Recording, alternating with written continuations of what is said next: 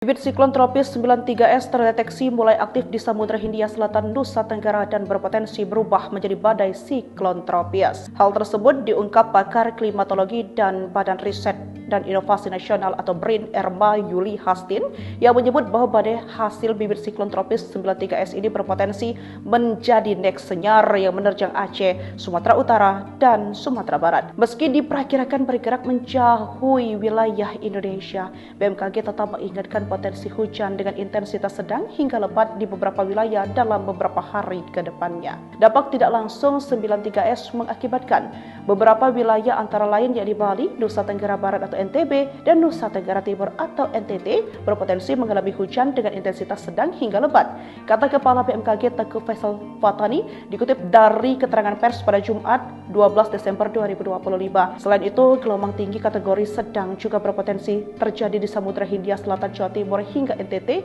perairan selatan Jawa Timur, serta Selat Bali, Lombok, Alas bagian selatan. Oleh karena itu, BMKG meminta masyarakat untuk mengikuti setiap update informasi dan memastikan keselamatan diri menjadi prioritas utama.